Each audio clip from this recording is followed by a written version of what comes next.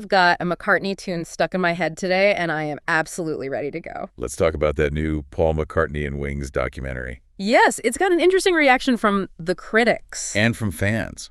In fact, there's a disconnect between the reaction from so-called professional movie reviewers and regular fans. Yes, there's been a lot of positive reaction to it, but some of the hardcore Beatles fans, they have some quibbles with it. So for you listening at home, today we're going to unpack exactly why this new Amazon Prime documentary, Man on the Run, is causing such a fascinating divide. Yeah, it is a huge talking point right now. Exactly. We're going to explore the broader trend of corporate streaming edits and figure out what all of this means for the legacy of music history. Because it goes way beyond just one film. It absolutely does. I mean, imagine you have been waiting months for this drop. You circled the date on your calendar, you sit down, hit play, and depending on what kind of fan you are, you either walk away completely amazed or feeling like you just watched a slightly abridged version of a story you already know by heart. Yeah, the statistics on this are incredibly telling. If we look at Rotten Tomatoes, the film holds a perfect 100% score from 56 professional critics. Which is wild. Right. That kind of unanimous praise is exceedingly rare for a documentary. But meanwhile, the rank-and-file fans gave it a 91%. Still a fantastic score. Oh, for sure. But that slight gap reveals two entirely different viewing experiences. Yeah. You know, the critics are seeing a masterpiece of curation. Yeah, like The Hollywood Reporter. They called the film revelatory. They gave huge praise to director Morgan Neville. Specifically for his decision to avoid modern talking heads. Yes. Think about how many music documentaries you have seen where the momentum just grinds to a halt so a modern celebrity can pop on screen and tell you how great the band was. It totally ruins the vibe. It does. But Neville skipped that completely. He built the narrative using only vintage clips, which gives it this incredible immersive archival richness. National Public Radio echoed that praise, too. They highlighted the refreshing honesty of the film. Yeah, they pointed out how open McCartney is about some incredibly difficult periods. He talks candidly about the breakup of the band, the intense public feud with John Lennon. And even his infamous drug arrest in Japan. Exactly. So for a casual viewer or a critic evaluating the film on its cinematic merits, it works perfectly. IndieWire summed it up by saying it is satisfying and definitive, even if it lacks a bit of edge. And here is where we get to the quibble from the devoted followers. The completionists. The completionists, exactly. For them, the barrier to entry felt intentionally low. They feel like the film was streamlined for a general audience. The primary complaint is blunt. They have seen this specific shape of the story before. Not necessarily the exact footage, of course. A lot of the archival material is genuinely rare and beautiful. Oh, it looks gorgeous. It does. But the curation of the narrative is totally familiar. If you are a fan who has followed this journey for 50 years through archive collection reissues, the McCartney Legacy volumes, and the Wingspan film, you are treading familiar ground. You know the beats. You know exactly what is coming next. And that brings us to the specific edits that left the hardcore fans wanting more. There are massive, critically important eras of the band that receive almost no focus. Like Red Rose Speedway. Red Rose Speedway, Venus and Mars. London Town. London Town is practically glossed over. Remarkably, even a monumental track like Live and Let Die gets sidelined. Which is wild when you think about the cultural footprint of Live and Let Die. It's massive. It is a massive piece of pop culture history. And there is a very specific behind-the-scenes reason for this pacing. The rough cut of Man on the Run was 150 minutes long. Right. But the final release trimmed down to exactly 120 minutes. Oh, hold on. Let me play devil's advocate for a second here. Is it a crime to cut 30 minutes? I mean, if I'm a casual viewer looking for a Friday night movie, I don't want to sit through 10 raw, unedited takes of the song Jet. Maybe the algorithm is actually doing us a favor by keeping the story tight and moving. For a casual Friday night, sure, I get that. But this isn't just a movie, it's an archive.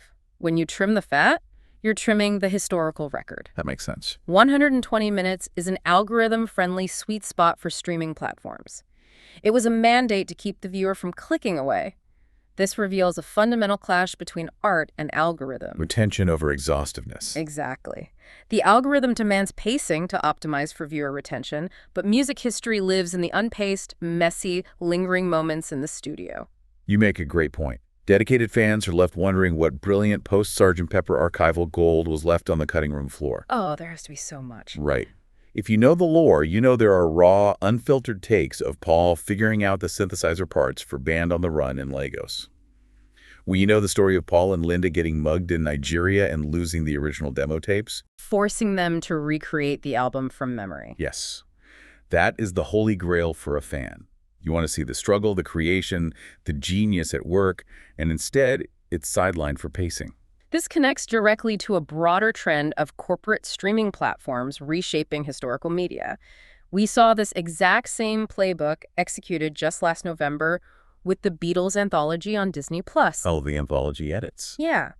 When it arrived on the platform, it was marketed as a restored and expanded version, primarily because they added a brand new 9th episode. But the original episodes were quietly and significantly slashed. They were. If you look back at the original 2003 DVD release, it ran for approximately 10 hours, with each episode clocking in around 75 minutes. A massive undertaking. The new streaming version runs for just under 9 hours, with episodes trimmed down to roughly 60 minutes each. And when you look closely at what was actually removed from the anthology, it falls into 3 distinct categories. Let's break those down. The first one is pure corporate sanitization. The removal of unfiltered, gritty anecdotes that do not fit a pristine, family-friendly brand image. The most famous example from those cuts is the complete removal of the story where Paul and Pete Best lit a condom on fire in a Hamburg alleyway. Right. And that wasn't just a funny anecdote. It is the historical event that actually led to their deportation from Germany. Exactly. It is a massive turning point in their early career, totally scrubbed from the streaming release. The second category involves edits made for cultural sensitivity.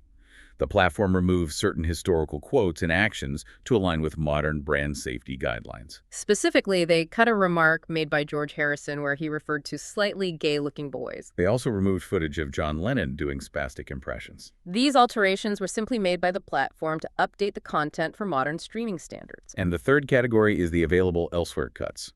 These significantly shortened classic, historically vital musical performances. We are talking about the iconic Ed Sullivan Show appearances and the Washington Coliseum concert. The apparent logic from the platform is that since you can easily find high-quality, full-length versions of these performances on YouTube, they're considered extra weight that can be trimmed to keep the documentary moving at a faster pace. But that logic completely misses the point of a documentary. Context is everything. If you're telling the story of Beatlemania, you need to feel the duration of that screaming crowd at the Washington Coliseum. Absolutely. You need to sit in the tension of the Ed Sullivan broadcast. When a platform prioritizes pacing over historical exhaustiveness, the dedicated fan loses out.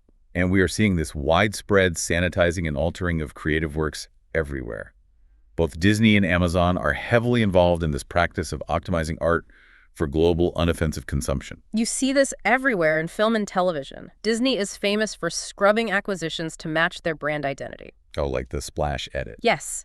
They used digital trickery to artificially lengthen Daryl Hannah's CGI hair in the movie Splash just to cover nudity. They altered the intense final line in the Star Wars series Andor from dropping an F-bomb to saying, "Fight the Empire." They even added the nonsensical word McClunky to the original Star Wars just before Han Solo shoots Greedo. And Amazon does the same thing, usually at the executive level where commercial changes are forced onto prestige franchises. Like with James Bond. Exactly. They are currently in a standoff with the James Bond producers because Amazon wants a sprawling, spin-off, heavy cinematic universe, while the producers want to protect the singular event film model.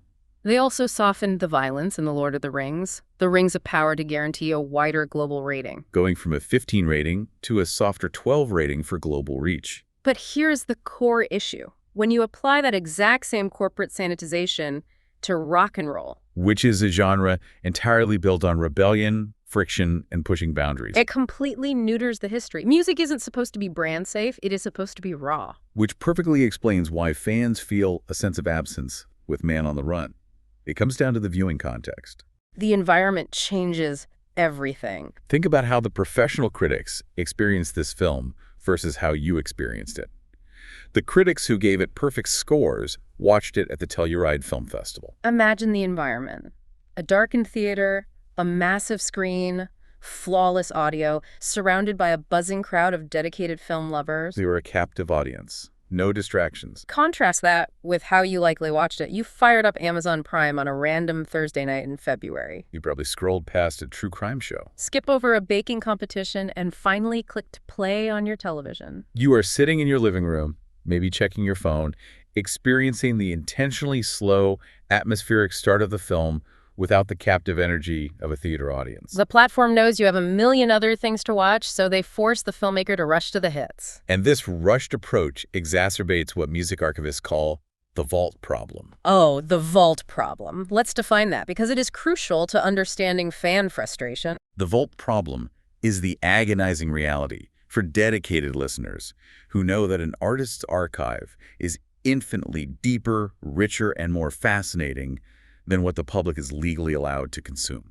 You know the master tapes exist in a climate-controlled room somewhere in London? You know there are hours of Paul playing bass guitar, testing out legendary riffs before they were famous, but you can't hear them. When a major, heavily promoted documentary arrives without pulling those rare recordings into the light, it feels like a massive missed opportunity. This feeling was compounded by the official soundtrack released alongside Man on the Run.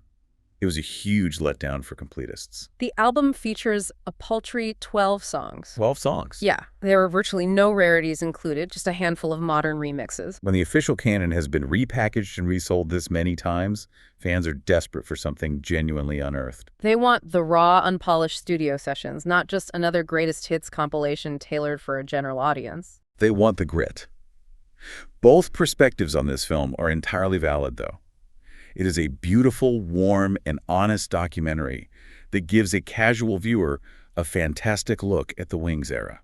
If you are encountering this story for the first time, it is incredibly well constructed. But if you are a completionist, you are still waiting for a film that gives the Band on the Run era the same exhaustive, deep treatment that the Let It Be sessions got with the Get Back documentary. Think about how you felt watching Get Back. You got to sit in the room and actually watch them write the song out of thin air. That only happens because Peter Jackson left the cameras rolling for hours, and the platform allowed it to be long. When a streaming service says, wrap it up in 2 hours, you lose the chance to ever experience that magic for the Wings era. But there is a massive silver lining here.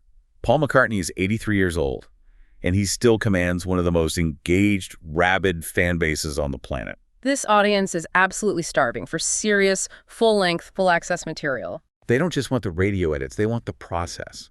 They want to see the creative struggles, the arguments, the breakthrough moments. The appetite is undeniable. The Wings era has so many complex, fascinating stories that are still worth telling at full length. The market is there, and the roadmap has been laid out by previous exhaustive projects. The question is simply whether the corporate streaming platforms will allow that kind of sprawling niche content to exist on their servers, or if everything must conform to the algorithm. Which leaves us with a profound question for you to ponder long after you finish listening today. The big takeaway. If streaming platforms continue to prioritize algorithm-friendly, sanitized 120-minute documentaries, will future generations lose access to the messy, unfiltered, and exhaustive reality of rock and roll history? If everything is polished for brand safety and global reach, what happens to the grit that made the music revolutionary in the first place?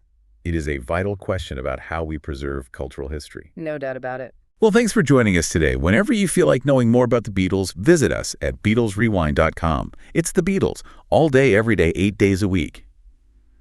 Cass, we'll do it again tomorrow. Right. I wouldn't miss it. See you then. Until next time, when you listen. Your mind directs its own documentary.